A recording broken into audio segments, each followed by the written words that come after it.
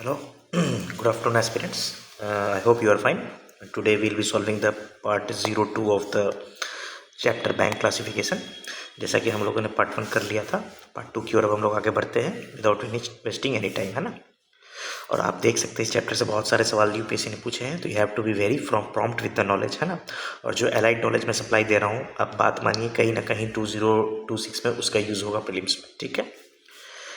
Which of the following statements are correct with respect to monetary policy committee. तो monetary policy committee से related ये सवाल है, तो मॉनिटरी पॉलिसी कमेटी के बारे में हम लोग पहले जान लेते हैं. मॉनिटरी पॉलिसी कमेटी ये बेसिकली 2016 में आया था, ठीक है. ये बैंक के जो डिफरेंट इंटरेस्ट रेट होते हैं, जैसे रेपो रेट, है ना, रिवर्स रेपो रेट, इन सबको ये डिसाइड करता है, ठीक है.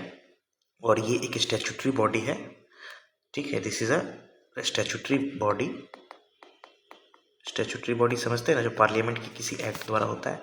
इस एक्ट के तहत है ये आरबीआई एक्ट में अमेंड करके 2016 में इसे लाया गया था. इस सारे से सवाल बनाए जा सकते हैं, ठीक. कॉम्पोजिशन क्या होता है मॉनिटरी पॉलिसी एक्ट का, तो देखिए 6 मेंबर्स होते हैं. 6 मेंबर्स होते हैं, 3 होते हैं आरबीआई की तरफ से प्लस 3 गवर्नमेंट की तरफ से नॉमिनेट, है ना. आरबीआई की तरफ से कौन होते हैं, गवर्नर होते हैं, डिप्टी गवर्नर होते हैं, ठीक. और एक ऑफिशियल होता है आरबीआई का. गवर्नमेंट की तरफ से कौन होते हैं भाई, वो सेंट्रल गवर्नमेंट अपॉइंट करता है. सेंट्रल गवर्नमेंट अपॉइंट करता है, ठीक.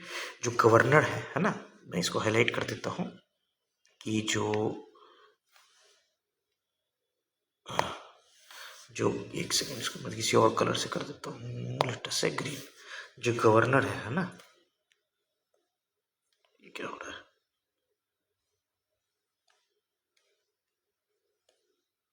जो गवर्नर होते हैं आरबीआई के, है ना, वो उसके चेयरपर्सन होते हैं मॉनिटरी पॉलिसी कमेटी की. कई बार यूपीएससी कंफ्यूज करता है कि फाइनेंस मिनिस्टर चेयरपर्सन होते हैं, है ना. यूपीएससी तो इट इज कौन, जो गवर्नर होता है आरबीआई का, वो चेयरपर्सन होता है मॉनिटरी पॉलिसी कमेटी का. तो 6 मेंबर होते हैं. काम क्या है आपको पता है, सारे रेट तय करता है. इसके अलावा एक बहुत इंपॉर्टेंट काम ये करता है, दैट इज इन्फ्लेशन टारगेटिंग करता है. क्या करता है, इन्फ्लेशन टारगेटिंग करता है. इन्फ्लेशन जनरली 4% को प्लस माइनस 2% के बैंड में इन्फ्लेशन अच्छा माना जाता है. उसी बैंड में जो है ये टारगेट करता है.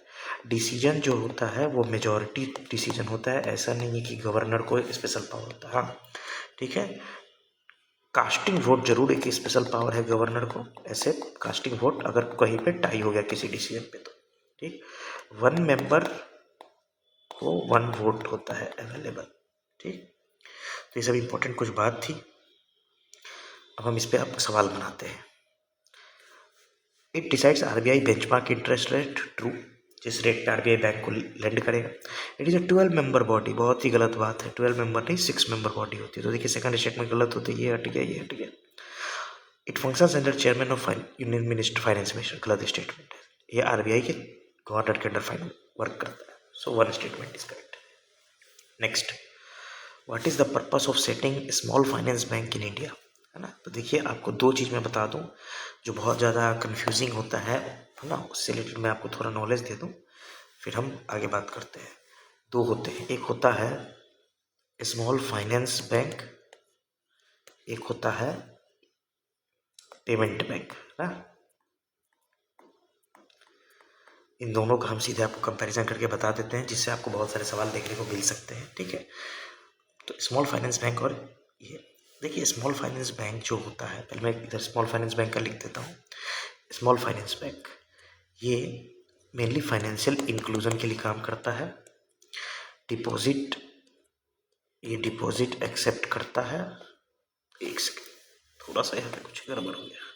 गड़बड़ इन द सेंस लिखने में, नॉट कोई नॉलेज. ये थोड़ा सा है ना, लिक्विड गिर गया. 1 मिनट रुक जाइए.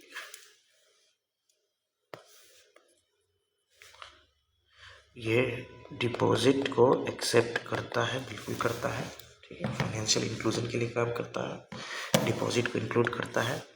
ये एटीएम जिसको हम डेबिट कार्ड कहते हैं वो भी इशू करता है, ठीक है. प्रायोरिटी सेक्टर लेंडिंग जो एक इम्पॉर्टेंट टॉपिक है, उस पर भी सवाल आया हुआ है. उसमें इसको 75% अपना जो नेट बैंक क्रेडिट है वो प्रायोरिटी सेक्टर को लेंड करना होता है, ठीक है. इसके अलावा किसको टारगेट करता है, ये स्मॉल फार्मर्स को टारगेट करता है, एमएसएमई सेक्टर को टारगेट करता है, अनऑर्गेनाइज्ड सेक्टर को, मतलब टारगेट मतलब उनको लोन देता है। एग्जाम्पल AUSFB है, बहुत सारे SFB हैं ना। Payment bank on the other hand क्या करता है, ये जनरली प्रमोट करता है डिजिटल पेमेंट को। किसको पेमेंट करता है, डिजिटल पेमेंट को प्रमोट करता है। ठीक, ये डिपॉजिट एक्सेप्ट कर सकता है, लेकिन उसको कोई लिमिट नहीं थी, इसकी लिमिट है कितना, 2 लाख तक ही डिपॉजिट एक्सेप्ट कर सकता है। ठीक, इसके अलावा ये ATM को दे सकता है, बिल्कुल ATM इशू कर सकता है। ठीक है, इसके अलावा ये क्या नहीं दे सकता, ये जैसे वो लोन नहीं दे सकता है। ये बहुत बड़ा डिफरेंस है, मैं इसको हाईलाइट कर देता हूँ। ये बहुत बड़ा डिफरेंस है, ये लोन दे सकता था, ये लोन नहीं दे सकता है। सर कैसे पता लोन दे सकता, प्राइवेट सेक्टर लेंडिंग लोन ही तो होता है। ठीक है, ये क्रेडिट कार्ड को इशू नहीं कर सकता है, ये क्रेडिट कार्ड को इशू नहीं कर सकता है। ठीक, एग्जाम्पल एयरटेल पेमेंट बैंक आपने सुना होगा। अब देखिए ये सब जनरल बुक्स में आपको नहीं मिलेगा, एक तरह से ये फ्रिंज टॉपिक का पार्ट है, वहाँ पर भी मैं इसको डील करूँगा। इंडियन पोस्ट पेमेंट बैंक है ना, तो ये सब चीज़ कुछ है। तो आइए देखते हैं what is the purpose of small finance bank in India, to supply credit to small business units. True, अभी मैंने बताया, to supply credit to small and marginal farmers, to encourage young entrepreneurs to set up business. ऐसा कुछ नहीं है, farmers को देता है, so only 1 and 2 is the right answer. जब हमने थियरी ही देख ली इससे रिलेटेड, तो सीधा हम काम कर लेंगे। What is the purpose of marginal cost of lending rate announced by RBI। देखिए RBI ना समय के साथ साथ इवॉल्व हुआ है। सबसे पहले वो बैंकों को लोन देता था बैंक रेट के बेसिस पे, फिर मार्जिनल फिर आया मार्जिनल, फिर बैंक रेट से उसका आया marginal cost of lending rate, फिर उसके बाद आज के डेट में external benchmark lending rate use करता है। तो ये MCLR से रिलेटेड सवाल है।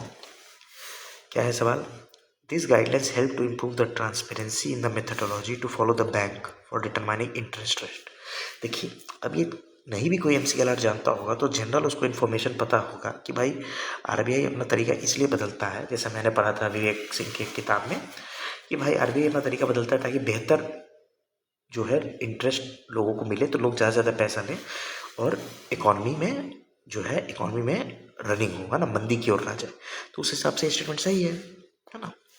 This guidelines help ensure availability of bank credit at interest rate which are fair to the borrowers. Again वही चीज़ है, तो both statements look to be positive and correct. कई बार आपको एग्जैक्ट फंक्शन नहीं पता होता है, बट पॉजिटिव स्टेटमेंट्स को हम सही मान के चलते हैं और इस प्रकार हमारा आंसर सही हो जाता है। नेक्स्ट, अब आइए पेमेंट बैंक पे। देखिए हमने SFB पे सवाल देखिए, पेमेंट बैंक पे देखते हैं। The establishment of payment bank is being allowed in India to promote financial inclusion. बिल्कुल सही बात है। Which of the following is are correct, mobile telephones companies and supermarket that are owned and controlled by residents are eligible to be promoters of payments bank, है ना, are eligible to be promoters of payments bank. बिल्कुल सही statement है। Airtel सबसे अच्छा example है, mobile company में है, इसी से अंदाज लग जाता है। Payment bank can issue both credit card, अभी मैंने बोला क्रेडिट कार्ड इशू नहीं कर सकता। Payment bank cannot undertake lending activities, बिल्कुल ये सही बात है, लोन नहीं देता है। So this is correct statement, 1 and 3 is the right answer. Next, when the Reserve Bank of India reduces the SLR by 50 basis point, which of the following is likely to happen। अब इसको बनाने के लिए आपको पता होना चाहिए कि 2 तरह के रेशियो होते हैं। देख लीजिए मैं बता दूं, एक होता है CRR, है ना, 1 is CRR cash reserve ratio. ये वो एक बैंक को अपना एक सर्टेन हिस्सा, जैसे तकरीबन 4% के आसपास अपने टोटल अमाउंट का रिजर्व का जमा करना होता है RBI के पास। ठीक है, उसको यूज़ नहीं कर सकता, that is cash reserve ratio. एक होता है स्टैट्यूटरी लिक्विड रेशियो, जिसको बैंक को RBI के पास नहीं अपने पास रखना होता है लिक्विडिटी मेंटेन करने के लिए। अचानक से बहुत से लोग आ जाएं अपने पैसे लेने और बैंक हाथ करा दे कि भैया हमारे पास तो है नहीं, हम तो सब लोन में घुमा दिए हैं, तो वो दिक्कत को रोकने के लिए। और ये गवर्नमेंट सिक्योरिटी, गोल्ड, इन सब के फॉर्म में होता है। ठीक है, आप जहाँ पढ़े होंगे आपके सर मैडम बताए होंगे। तो कहता है कि अगर RBI SLR घटाता है तो उसका क्या है, उसका क्या रिजल्ट होगा। भाई SLR घटेगा तो ज़्यादा से ज़्यादा पैसा लोन में घुमाने को रहेगा, है ना, तो लिक्विडिटी बढ़ेगी, है ना। तो it may drastically reduce the liquidity, गलत बात। शेड्यूल कमर्शियल बैंक में cut their lending rates. India's GDP से कोई लेना ही देना है। FII में ब्रिंग फालतू बात। तो शेड्यूल कमर्शियल बैंक में cut their lending rates, obvious सी बात है, उसके पास ज़्यादा पैसा होगा तो सस्ते में लोन देना शुरू करेगा। So C is the right answer. With reference to Indian economy consider the following rate statements: bank rate, open market operation, public debt, public revenue. Which are the components of monetary policy? Bank rate वो determine करेगा, open market operation में repo rate और reverse repo rate दोनों ही वो determine करेगा। Public डेब्ट revenue इसका mandate नहीं है। So only 1 and 2 is the right answer. With reference to inflation, अब सर ये तो इन्फ्लेशन चैप्टर में आना चाहिए, पर ठीक है, चीज़ें लिंक्ड है इकोनॉमिक्स, है ना, there is no water tight compartment, है ना, दैट ये इसी में आएगा। Consider following statements: controlling inflation in India is the responsibility of government of India only. नहीं, ये RBI और गवर्नमेंट दोनों की जिम्मा है। RBI has no role in controlling inflation, गलत बात। Decreased money circulation help in controlling inflation, बिल्कुल सही बात है। कम पैसा होगा, जब मैं पहले ही समझाया, तो कम डिमांड होगी, तो डिमांड पुल इन्फ्लेशन कम होगा। और चौथा तो उल्टा ही स्टेटमेंट है, ठीक। Next, the term marginal standing facility rate and net demand and time liabilities sometimes appear in use relation to. सबको पता है बैंकिंग ऑपरेशन से, ये जो भी इकोनॉमिक्स का ई जानता है वो बता देगा। बाकी मैं आपको अलग से बता देता हूँ कि मार्जिनल स्टैंडिंग फैसिलिटी रेट क्या होती है। What is marginal standing facility rate? तो देखिए, मार्जिनल स्टैंडिंग, बैंक कई रेट से RBI से लोन लेता है। RBI ये शेड्यूल कमर्शियल बैंक को लोन देता है कई तरीके से, जैसे रेपो रेट के थ्रू, रिवर्स रेपो रेट के थ्रू पैसा उनसे लेता है। उसी में एक चीज़ है जिसका नाम है मार्जिनल स्टैंडिंग फैसिलिटी रेट। ये शेड्यूल कमर्शियल बैंक जो है एक्स्ट्रा ऑर्डिनरी सिचुएशन में बोरो करता है, ठीक है, और इसकी रेट जो होती है बोरोइंग क्यों ग्रेटर देन होती है, किससे? रेपो रेट से, ताकि बहुत ज़्यादा लोग इसको यूज़ ना करें। एक तरह से पनिशमेंट के रूप में यूज़ किया जाता है कि बहुत ज़्यादा लोग bank, schedule commercial bank RBI से बोरो ना करें, ठीक है। तो ये होता है मार्जिनल स्टैंडिंग फैसिलिटी रेट। और डिटेल में है, थ्योरी में हम लोग बात कर सकते हैं, या आप जहाँ पढ़े होंगे वहाँ बात हुई होगी। तो बाकी हम देखते हैं, if the next question, if the interest rate is increase in an economy it will decrease the consumption expenditure in the, increase the tax collection, बेकार बात, increase investment expenditure in the economy, है ना। देखिए, interest rate decrease होगा तो लोग ज़्यादा से ज़्यादा लोन लेंगे और इन्वेस्ट होगा, तो सी इज द राइट आंसर। तो ये एक दो कॉन्सेप्ट आप पढ़ लीजिए। जैसे मैंने आपको पहले बताया था कि जो चीज़ सस्ता होता है उसका दाम गिरता है और कम होता है उसका दाम बढ़ता है ना, वो स्टेटमेंट। या दूसरा स्टेटमेंट कि भाई इंटरेस्ट कम होगा तो बहुत सारा पैसा लोग उठाएंगे, इकॉनमी में पंप होगी, इकॉनमी दौड़ेगी। ये सब आपको बहुत सारे लॉजिकल जो कम फैक्चुअल वाले सवाल होते हैं वो सही करवा देगा, ठीक है। Next, in the context of Indian economy which of the following are the purpose of statutory reserve requirements? Sir statutory reserve requirement क्या है? कैश रिजर्व रेशियो और स्टैट्यूटरी लिक्विड रेशियो। पहला option, to enable the central bank control the amount of advances that bank can create, बिल्कुल सही बात है, bank कितना loan में घुमा सकता है उसको कंट्रोल करना।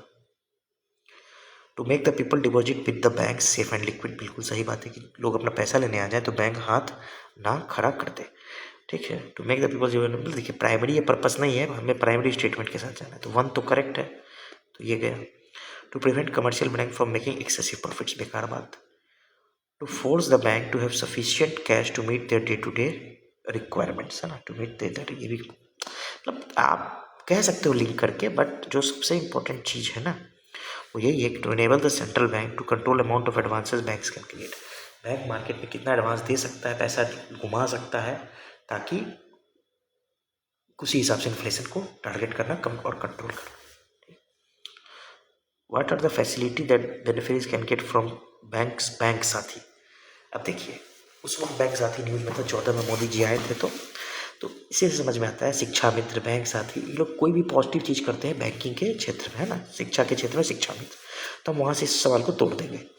It enables the beneficiaries to draw their subsidy and social security benefit in their villages.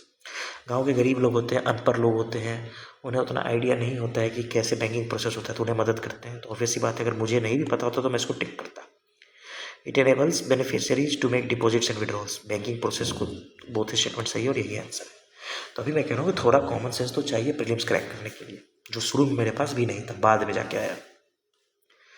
Supply of money remaining same when there is an increase in demand for money, supply of money remaining the same, when there is an increase in demand for money, there will be a fall in the prices, an increase in the rate of interest, decrease in interest, increase in level of income. So they can increase supply of money remaining the same, when there is an increase in demand for money, there will be increase in the level of employment. बेकार बात. fall in the level of prices बिल्कुल बेकार बात. Money का supply समझ रहे हैं ना कि मार्केट में 100 रुपये RBI ने उतारा है ना, और इंटरेस्ट रेट जो है सॉरी, और डिमांड फॉर मनी बढ़ रहा है. ठीक है, डिमांड फॉर मनी बढ़ रहा है तो क्या होगा, मनी का डिमांड बढ़ रहा है तो मनी महंगा होगा, है ना, तो इंटरेस्ट रेट बढ़ेगा तो लोग कम से कम लोन लेंगे. So this is the correct answer. Consider following statements: demand deposit with bank, time deposit, savings deposit, currency. आपको सजाना है decreasing out of liquidity. Liquidity I hope समझते होंगे आप कि जो इजिली घुमाया जा सकता है. जैसे मान लीजिए आपके पास ज़मीन है 100 गज, और उसके 100 गज ज़मीन का मान लो 10 लाख रुपया है, और आपके पास 10 लाख कैश है. 10 लाख कैश आपको कहीं खर्च करना है, तुरंत खर्च कर देंगे. लेकिन ज़मीन आप तुरंत खर्च नहीं कर पाएंगे, है ना, उसको आप बेचेंगे तभी तो खर्च करेंगे. तो लेस लिक्विड है ज़मीन, मोर लिक्विड है करेंसी. तो ऑब्वियस सी बात है करेंसी सबसे ज़्यादा लिक्विड है. So 4 will be the first. Then 4 first हुआ मतलब ये गया ये गया. डिमांड डिपॉजिट जब हम चाहे बैंक से विड्रॉ कर सकते हैं. So next will be this. इसी से आंसर आ जाएगा, लेकिन आगे देखते हैं. Time deposit and saving deposit. Next will be saving deposit. हम निकाल सकते हैं. टाइम डिपॉजिट हमको कि भाई 3 साल बाद ही हम FD तोड़ेंगे, वो लेस लिक्विड होगा. तो 4 1 3 2. बाकी आपको मैं एक और चीज़ आइडिया दे देता हूँ. M0 M1 M2 M3, है ना, कुछ फेमस टर्म है आप जानते होंगे, इससे रिलेटेड सवाल फ्रेम किया जाता है कई बार. M0, है ना, M1 M2 M3, है ना, इससे सवाल बहुत ज़्यादा फ्रेम किया जाता है, वो हम लोग देख लेते हैं. M0 को कहते हैं रिजर्व मनी. क्या कहते हैं? Reserve money. M0 is called as reserve money. और रिजर्व मनी क्या होता है? ठीक है, सबसे पहले रिजर्व मनी में क्या क्या आएगा, इसी को हाई पावर्ड मनी भी कहते हैं. क्या कहते हैं? High powered money. इसमें करेंसी जो सर्कुलेशन में है वो आएगी bank deposit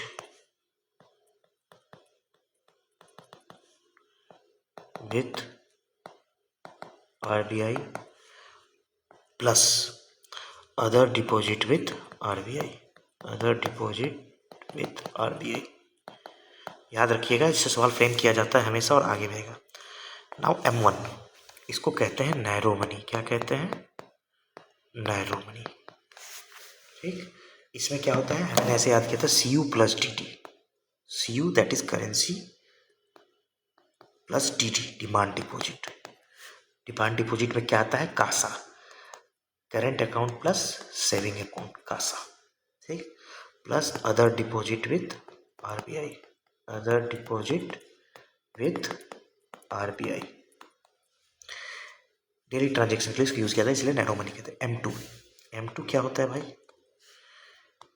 M1 plus saving deposit with RBI. याद रखिएगा टाइम डिपॉजिट M2 में नहीं आता है. M3, इसको कहते हैं broad money. Narrow money M1, reserve money high power money M0, and M3 broad money. इसमें होता है M1 प्लस, याद रखिए M2 में टाइम डिपॉजिट नहीं होता है, इसमें होता है टाइम डिपॉजिट. टाइम डिपॉजिट किसको कहते हैं? जो किसी समय पे आप तोड़ सकते हैं, दैट इज फिक्स डिपॉजिट. आप घर में सुनते होंगे मम्मी ने कहा कि फिक्स डिपॉजिट कर दो, है ना. अच्छा, मनी सप्लाई इसी को कहते हैं. अगर याद रखिए कोई मनी सप्लाई कहता है, रिजर्व मनी इज M0. जब भी मनी सप्लाई की बात होती है दैट इज M3, क्योंकि सबसे ब्रॉड हो गया ना, ब्रॉड मनी. M1 भी है, टाइम डिपॉजिट भी है. M1 है तो उसमें आपको कासा आ गया, है ना. लास्ट M4 यहां लिख देता हूं. M3 plus total post office deposit. इनसे सवाल किसी भी साल आ जाएगा और ये गलत नहीं होना चाहिए. इनका अक्सर लिक्विडिटी ऑर्डर पूछ लिया जाता है कि ज़्यादा लिक्विड कम, कौन लिक्विड कम लिक्विड. तो याद रखिएगा, ठीक है. सो सबसे ज़्यादा लिक्विड है M1 इज मोस्ट लिक्विड, फिर M2, फिर M3, फिर M4, है ना. This is narrow money, this is broad money. Narrow money and this is broad money. I hope आपको ये क्लियर होगा, है ना. जैसे जैसे हम इधर जाते हैं लिक्विडिटी डिक्रीज करती है और वॉल्यूम इंक्रीज करती है। बहुत सारा चीज़ बता दिया, अगर आप ध्यान से पढ़ेंगे तो बहुत मदद मिलेगी। Next, private sector lending in India constitutes the lending to. किसको किसको कॉन्स्टिट्यूट करता है? एग्रीकल्चर करता है, एमएसएमई करता है, weaker section, all of them, all of them. इस पे भी मैं आपको थोड़ा एक्स्ट्रा बता दूं, है ना। कहाँ बताऊं, इधर बताता हूँ। प्रायोरिटी सेक्टर लेंडिंग बहुत इंपॉर्टेंट चीज़ है वीकर सेक्शन को और इकोनॉमी को ओवरऑल छोटे सेक्टर्स को प्रमोट करने के लिए, ठीक है। प्रायोरिटी सेक्टर लेंडिंग में कौन कौन आता है, क्या क्या आता है, हम लोग देखते हैं। तो देखिए ये आ सकता है लिस्ट, क्या क्या है? Agriculture, MSME sector, export credit, education, housing, social infrastructure, जैसे कि आप समझ लो अस्पताल हो गए, गाँव में स्कूल्स हो गए, रिन्यूएबल एनर्जी, ये सब न्यू एडिशंस है। रिन्यूएबल एनर्जी, वीकर सेक्शंस, है ना, वीकर सेक्शंस। नेक्स्ट, कितना देना पड़ता है? शेड्यूल्ड कमर्शियल बैंक को अपना 40% ऑफ एडजस्टेड नेट क्रेडिट देना होता है। 40% ऑफ, शॉर्ट टर्म में बता रहा हूँ, एडजस्टेड नेट बैंक क्रेडिट देना पड़ता है, ठीक। इसके अंदर ये सब टारगेट है कि कम से कम 18% एग्रीकल्चर को जाना चाहिए, 10% वीकर सेक्शन को जाना चाहिए, है ना। स्मॉल फाइनेंस बैंक को 75% टारगेट है, ठीक है। अच्छा, अगर मैं और बात करूं कि अगर शॉर्टफॉल है, कोई बैंक नहीं दे रहा है, अगर शॉर्टफॉल है ना, अगर शॉर्टफॉल है तो ये को देना पड़ता है, जो रिमेनिंग को पैसा है RIDF को, जो रूरल इंफ्रास्ट्रक्चर डेवलपमेंट, ठीक है, फंड, इसमें देना पड़ता है। और ये मेंटेन कौन करता है? नाबार्ड मेंटेन करता है अपने साथ, उसको देना पड़ता है। इसके अलावा और कई अदर भी है, जैसे सिडबी को भी पैसा देना होता है, सिडबी फंड में देना पड़ता है। स्मॉल इंडस्ट्री, सिडबी मेंटेन करता है स्मॉल इंडस्ट्रियल डेवलपमेंट फंड, है ना। फिर micro enterprises, MEDF, micro enterprises development fund को भी देना पड़ता है, अदर फंड। पर मेनली अगर सवाल आए तो मेन आपको ध्यान रखना है कि RIDF जो नाबार्ड मेंटेन करता है उसको देना होता है, ठीक है। शॉर्टफॉल होने में मतलब, शॉर्टफॉल मतलब आपने नहीं दिया, ठीक है, मतलब कि आपको देना था, आपने कम पैसा दिया, मानो 1000 रुपये मुझे देना था और मैंने 700 ही दिया, तो 300 मुझे इधर देना होगा, ठीक है। नेक्स्ट क्या देखिए, इसमें हैक्स और ट्रैप्स क्या हो सकते हैं? क्या सारे बैंक वो करते हैं?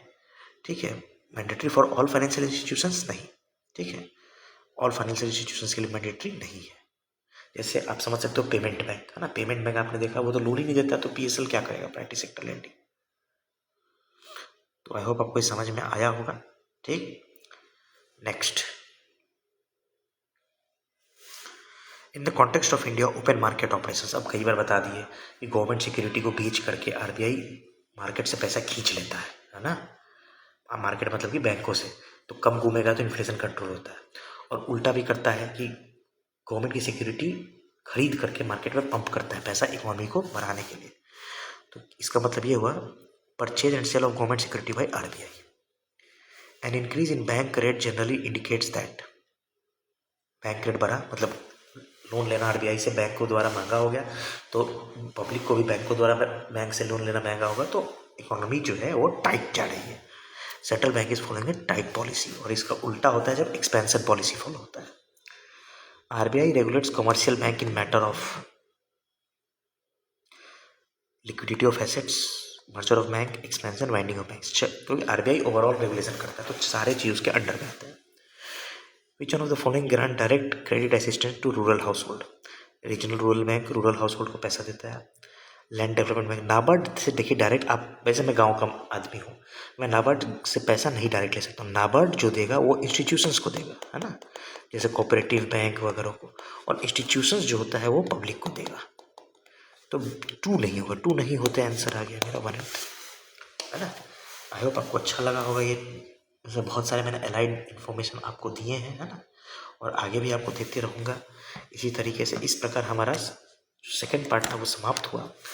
हम लोग नेक्स्ट मिलेंगे बैंक क्लासिफिकेशन के बाद, नेक्स्ट मिलेंगे हम लोग NPA, है ना, as per the micro settle NPA। आप देख ले एक्सप्लेनेशन भी है, पर मेरा एक्सप्लेनेशन क्वाइट अपोजिट होता है, अलग होता है, मैं बहुत रिसर्च करके आता हूँ। ठीक है। एक आपको एक और इन्फॉर्मेशन शेयर करनी है कि एक दिन 1 डे गैप करके इसके लेक्चर्स आएंगे और बीच में मैं कुछ फ्रिंज टॉपिक्स के लेक्चर डालूंगा।